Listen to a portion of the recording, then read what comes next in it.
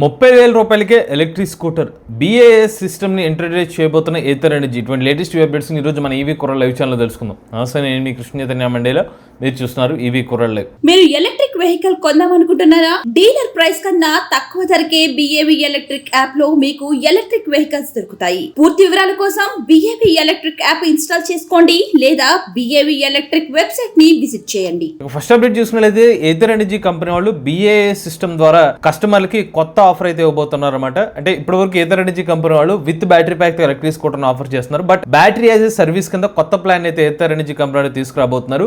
మేము ఈ వార్తని 2 months బిఫోర్ ఈవీ కొరాడి ఛానల్ అప్లోడ్ చేయడం జరిగింది అనమాట. రీసెంట్ గా కూడా కొంతమంది కామెంట్ చేశారు, మీరు BAS అని చెప్పారు కానీ రాలేదని చెప్పారు. కానీ వాస్తవానికి ఏంటంటే మాకు కొన్ని అప్డేట్స్ ఏదైతే ఉంటుందో ముందుగానే తెలుస్తాయి అనమాట. సో వాటిని అఫీషియల్ న్యూస్ వెబ్సైట్స్ వచ్చేసరికి కొంచెం డిలే అవుతుంది. సో మాకు ఆ ఇన్ఫర్మేషన్ తెలుసు, అందుకని మీకు ముందుగానే చెప్పడం జరిగింది. ఇప్పుడు అది 2 months తర్వాత అఫీషియల్ గా ఏథర్ ఎనర్జీ కంపెనీ వాళ్ళు అయితే అనౌన్స్ చేయడం జరిగింది. So once battery as service అనే ఒక ఆప్షన్ తీసుకురావడం వల్ల కస్టమర్స్ ఉపయోగం ఏంటంటే ఆ ఎలక్ట్రిక్ స్కూటర్ యొక్క రేటు చాలా తగ్గుతుంది అన్నమాట. ఉదాహరణకి ఏథర్ 450X వేరియంట్ ఉంది, దాని ఎక్స్షోరూమ్ కాస్ట్ 1,45,000 రూపాయలు ఎంతో ఉంది కదండి. అది ₹1,00,000 లోపే, అంటే ఒక 80,000 90,000 రూపీస్కే 450X ని ఆఫర్ చేస్తారు. కస్టమర్లు ఎవరైతే ఒక 1 month కి ఒక ప్యాక్ ఇస్తారు అనమాట. సో మంత్లీ మీరు ఎంత అయితే యూజ్ చేస్తారో, ఎన్ని కిలోమీటర్స్ యూజ్ చేస్తారో దానికి ఎంత అమౌంట్ అనేది మీరు కట్టాల్సి ఉంటుంది. సో దీనివల్ల ఏథర్ ఎలక్ట్రిక్ స్కూటర్స్ ఏదైతే ఉంటాయో, ముఖ్యంగా పర్ఫార్మెన్స్ ఎలక్ట్రిక్ స్కూటర్స్ మరింత తక్కువ ధరకే కస్టమర్స్కి అయితే లభిస్తాయి అనమాట. దీన్ని ఏథర్ ఎనర్జీ కంపెనీ వాళ్ళు ఏథర్ కమ్యూనిటీ డే రోజునే రివీల్ చేసే అవకాశం ఉంది. మన ప్రీవియస్ గా కూడా కమ్యూనిటీ డే గురించి మాట్లాడుకున్నాం. ఏథర్ కమ్యూనిటీ డేలో EL ప్లాట్ఫామ్ ఎలక్ట్రిక్ స్కూటర్ గురించి రివీల్ చేస్తారని చెప్పి, అలానే ఫాస్ట్ ఛార్జింగ్ ఇన్ఫ్రాస్ట్రక్చర్ గురించి చెప్తున్నాం. ఇప్పుడు కొత్తగా ఇంకొక అప్డేట్ ఏంటంటే బ్యాటరీ యాజ్ సర్వీస్ అనే ఒక ఆప్షన్ కూడా కమ్యూనిటీ డే లోనే రివీల్ చేసే అవకాశం కనిపిస్తుంది. ఇది ఆటో కార్ ఇండియా వాళ్ళు రిలీజ్ చేసిన ఆర్టికల్ అయితే ఇన్ఫర్మేషన్ ఉంది. ఈ నెక్స్ట్ చూసినట్లయితే కామెకీ కంపెనీ వాళ్ళు XR1 అనే ఒక budget friendly electric scooter market లో తీసుకొచ్చారనమాట. కేవలం 29,999 రూపాయలకి ఎలక్ట్రిక్ స్కూటర్ అయితే ఆఫర్ చేస్తున్నారు. ఇది ఒక మినీ సైజ్ స్కూటర్ లాగా ఉంటుంది. మరీ ఎక్కువ కంఫర్ట్ అయితే మీరు ఆశించలేము అనమాట. పిల్లలకు ముఖ్యంగా కొంచెం చిన్న తక్కువ ఏజ్ ఉన్న వాళ్ళకి కంఫర్టబుల్ గా ఉంటుందేమో, కానీ రెగ్యులర్ గా కమ్యూట్ చేసే వాళ్ళకి అంత ఈజీగా అయితే ఉండదు అనమాట. ఈ స్కూటర్ కొంచెం చిన్న సైజ్ గా అయితే ఉంటుంది. ఇందులో వీళ్ళు బ్యాటరీ ప్యాక్ స్పెసిఫికేషన్స్ లాంటి ఏమీ రివీల్ చేయలేదు, కానీ వీళ్ళు చెప్తున్న రేంజ్ వచ్చి సుమారుగా 70 కిలోమీటర్ల వరకు రేంజ్ వస్తుందని చెప్పి కంపెనీ వాళ్ళు చెప్తున్నారు. అలానే ఇందులో కామెకీ కంపెనీ వాళ్ళు లిథియం అయాన్ బ్యాటరీ ప్యాక్ ని ఉపయోగిస్తున్నారని చెప్తున్నారు. అలానే ఇందులో కామెకీ కంపెనీ వాళ్ళు లిథియం అయాన్ బ్యాటరీ ప్యాక్ ని యూజ్ చేస్తున్నారని చెప్తున్నారు. బట్ ఎగ్జాక్ట్ గా ఎన్ని కిలోవాట్ల కెపాసిటీ అని చెప్పలేదు. అలానే ఛార్జింగ్ టైం వివరాలు కూడా రివీల్ చేయలేదండి. బట్ వీళ్ళు లిథియం అయాన్ బ్యాటరీ ప్యాక్ అని చెప్తున్నారు కాబట్టి వీళ్ళు ఆఫర్ చేసే బ్యాటరీ ప్యాక్ కెపాసిటీ తక్కువే ఉంటుంది కాబట్టి ఒక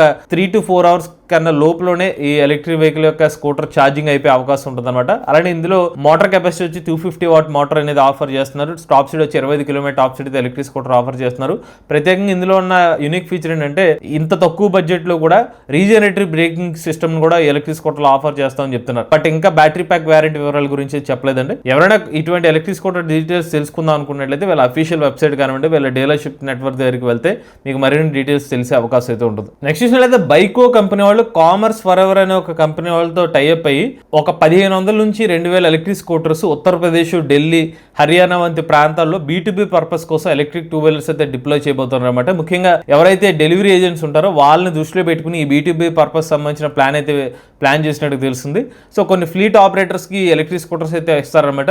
ఓవరాల్ గా ఈ వెహికల్స్ అనేది లీజ్ పద్ధతిలోనూ లేకపోతే రెంటల్ పద్ధతిలో డీటెయిల్స్ లేవు, కానీ వీళ్ళిద్దరు టైప్ లో B2B ఎలక్ట్రిక్ 2 wheelers అయితే మార్కెట్ లోకి రాబోతున్నాయి. ఇక నెక్స్ట్ చూసినట్లయితే తాజాగా IONIGE కంపెనీ వాళ్ళు HPCL వాళ్ళతో టైప్ అవడం జరిగింది అనమాట. సో IONIGE కంపెనీ వాళ్ళు ఏం చేస్తారంటే ఛార్జింగ్ స్టేషన్ సంబంధించిన సాఫ్ట్వేర్ కానివ్వండి, దానికి రిలేటెడ్ సొల్యూషన్స్ అయితే ఆఫర్ చేస్తారన్నమాట. సో ఈ సొల్యూషన్స్ ఇప్పుడు HPCL సంబంధించిన ఎక్కడైతే పెట్రోల్ బంక్స్ లో వీళ్ళు ఛార్జింగ్ స్టేషన్స్ ఇన్స్టాల్ చేశారు. సుమారుగా 5,000 పైగా ఛార్జింగ్ స్టేషన్స్ ఇన్స్టాల్ చేశారన్నమాట HPCL వాళ్ళు. వీళ్ళ ఛార్జింగ్ స్టేషన్ ఇన్ఫ్రాస్ట్రక్చర్ అంతా కూడా ఇక మీదట IONIGE వాళ్ళ సొల్యూషన్స్ మీద అయితే వర్క్ అవుతుంది అనమాట. సో దీనికి తగ్గట్టుగా వీళ్ళు MOU అయితే కుదుర్చుకున్నారు. సో IONIGE కంపెనీ వాళ్ళు ఏంటంటే ఇప్పుడు HPCL సంబంధించి 30 kW 60 kW charger infrastructure deploy చేస్తారు కదా, అక్కడ ఎవరైతే కస్టమర్స్ వచ్చి ఛార్జింగ్ పెట్టుకునే టైంలో దీనికి ఎంత మనీ అవుతుంది, లేకపోతే ఇన్ని కిలోవాట్ అవర్ కన్సంప్షన్ అయింది అనే డీటెయిల్స్ ఏదైతే ఉంటుందో త్రూ సాఫ్ట్వేర్ ద్వారా తెలుస్తుంది. అలాంటి పేమెంట్ గేట్వే ఇవన్నీ కూడా IONIGE కంపెనీ చూసుకుంటారు. ఇక నెక్స్ట్ చూసినట్లయితే ఒరిస్సా ప్రభుత్వం వాళ్ళు EV పాలసీ 2.0 అయితే రివీల్ చేశారన్నమాట. ఈ EV పాలసీలో భాగంగా వీళ్ళ టార్గెట్ ఏం పెట్టుకున్నారంటే 2036 సంవత్సరం కల్లా ఆ రాష్ట్రంలో కనీసం 50% వాహనాలు ఎలక్ట్రిక్ వాహనాలు ఉండేలా దానికి తగ్గట్టుగా వీళ్ళు చర్యలు తీసుకోబోతున్నారు అన్నమాట. దానికి రిలేటెడ్ పాలసీని కూడా రూపొందించడం జరిగింది. 50% కంప్లీట్ EV వెహికల్స్ ఉండాలి. ఇంకొక 50% వెహికల్స్ ఏదైతే ఉంటాయో అవి వచ్చి మొత్తం మిక్స్డ్ ఫ్యూయల్ వెహికల్స్ వెహికల్స్ ఉన్నా పర్లేదు అన్నట్టుగా గవర్నమెంట్ అయితే ఒక నిర్ణయం తీసుకున్నట్టు తెలుస్తుంది. ఇక నెక్స్ట్ చూసినట్లయితే తెలంగాణలో 17 సంవత్సరాల స్ఫూర్తి అనే ఒక అమ్మాయి తన సొంతంగా ఒక ఈవీ కార్ అయితే డెవలప్ చేయడం జరిగిందనమాట. ఆమె తండ్రి సహాయంతో ఒక 40,000 రూపాయలు పెట్టుబడి పెట్టి ఒక ఎలక్ట్రిక్ కార్ అయితే డెవలప్ చేయడం జరిగింది. కంప్లీట్ స్క్రాచ్ నుండి, అంటే వీళ్ళు కాంపోనెంట్స్ లాంటి సోర్స్ చేసుకుని ఒక ఎలక్ట్రిక్ కార్ అయితే డెవలప్ చేయడం జరిగింది అనమాట. ఈ ఓవరాల్ ప్రాసెస్ లో ఆయన తండ్రి ఆమెకి ప్రోత్సాహం ఇవ్వడం జరిగింది అనమాట. ఈమె డెవలప్ చేసిన ఎలక్ట్రిక్ కార్ అయితే ఉందో ఒకసారి చార్జ్ పెడితే 40 నుండి 50 కిలోమీటర్ల వరకు రేంజ్ వెళ్తుందని చెప్తున్నారు. ఇక ఈమె ఎలక్ట్రిక్ కార్ తయారు చేయడానికి కారణం ఏంటంటే ఆమె తండ్రి ఎవరైతే ఉన్నారో ఆయన మెకానిక్ అనమాట. సో ఆయన నుండి ఈమె స్ఫూర్తిని పొంది ఇలా ఎలక్ట్రిక్ కార్ డెవలప్ చేసినట్టు తెలుస్తుంది. ఈమె యొక్క భవిష్యత్తులో ఒక ప్లాన్ ఏంటంటే ఒక ఎలక్ట్రిక్ కార్ సంబంధించిన ఫ్యాక్టరీని నెలకొల్పడమే ఆమె లక్ష్యం అన్నట్టు చెప్తున్నారు. ఇక నెక్స్ట్ చూసినట్లయితే ఢిల్లీ ఎలక్ట్రిక్ వెహికల్ ఇంటర్చేంజ్ పాలసీలో భాగంగా, అంటే దేవి అనే షార్ట్ ఫామ్ లో ఒక కొత్త ఇనిషియేటివ్ తీసుకున్నారు. ఇందులో భాగంగా ఢిల్లీ గవర్నమెంట్ అంతా కూడా ఎలక్ట్రిక్ బస్సులు అయితే డిప్లాయ్ చేయడం మొదలుపెట్టింది. అందులో భాగంగా తాజాగా ఢిల్లీ ముఖ్యమంత్రి గారు 105 కొత్త ఎలక్ట్రిక్ బస్సులను అయితే ప్రారంభించడం జరిగిందంట. ముఖ్యంగా ఢిల్లీలోని మేజర్ నగరాల్లో ఎలక్ట్రిక్ బస్సు యొక్క సదుపాయం అయితే అందుబాటులో రావడం జరిగింది. మీకు తెలిసే ఉంటుంది, ఢిల్లీలో పొల్యూషన్ అనేది తార స్థాయికి చేరిందనమాట.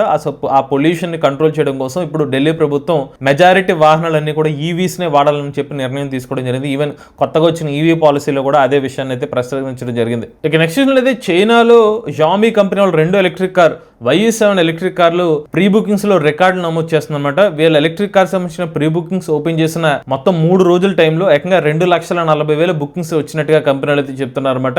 ఇక ఈ ఎలక్ట్రిక్ కార్లో సుమారుగా 96 కిలోవాట్ల బ్యాటరీ ప్యాక్ కెపాసిటీ అయితే యూస్ చేస్తున్నారు. ఒక్కసారి ఛార్జ్ పెడితే 835 కిలోమీటర్ రేంజ్ అయితే వస్తుందని చెప్పి కంపెనీలు చెప్తున్నారట. ఇది Tesla model Y battery pack అనే ఎక్కువ బ్యాటరీ ప్యాక్ కెపాసిటీ అయితే Xiaomi కంపెనీలు తమ ఎలక్ట్రిక్ కార్లు అయితే ఉపయోగిస్తున్నారు. సో ప్రజెంట్ అయితే ఇప్పుడు చైనాలో Xiaomi సంబంధించిన ఎలక్ట్రిక్ కార్లకి టెస్లా ఎలక్ట్రిక్ కార్లకి మధ్య చిన్న పోటీ నెలకొందని కూడా మనం భావించవచ్చు. ఇక నెక్స్ట్ చూసినట్లయితే ఏవీజీ లాజిస్టిక్స్ కంపెనీ వాళ్ళు టాటా స్టీల్ ప్లాంట్ లో ఎలక్ట్రిక్ ట్రక్లను ఉపయోగించడం మొదలు పెట్టడం జరిగిందనమాట. యాక్చువల్గా ఈ ఏవీజీ కంపెనీ ఏదైతే ఉంది ఇది టాటా మోటార్స్ కంపెనీ వాళ్ళు డెవలప్ చేసిన కంపెనీ. సో వాళ్ళు ఎలక్ట్రిక్ ట్రక్స్ అయితే డెవలప్ చేశారు. ఆ ఎలక్ట్రిక్ ట్రక్స్ కెపాసిటీ సుమారుగా 55 టన్నుల కెపాసిటీ ఉన్న ఎలక్ట్రిక్ ట్రక్స్ అనమాట. ఇప్పుడు ఈ ట్రక్స్ ని ఎక్కడ యూస్ చేస్తున్నారంటే స్టీల్ ప్లాంట్ లో లోపల ఏమైనా ఆపరేషన్స్ కొరకు చిన్న డిస్టెన్స్ కవర్ చేయడం కోసం, ఆ సామాన్లు తీసుకురావడం, ఒక చోట నుంచి ఇంకో చోటకు తరలించడం కోసం ఈ ట్రక్స్ అయితే ఉపయోగించడం మొదలు పెట్టారు. ఇక చివరి అప్డేట్ చూసుకున్నట్లయితే ఆంధ్రప్రదేశ్ లోని వైఎస్ఆర్ కడప జిల్లాలో ఒక దురదృష్ట సంఘటన చోటు చేసుకుందండి. ఒక 67 సంవత్సరాల మహిళ ఎలక్ట్రిక్ 2 వీలర్ ని ఛార్జింగ్ చేస్తుండగా ఆ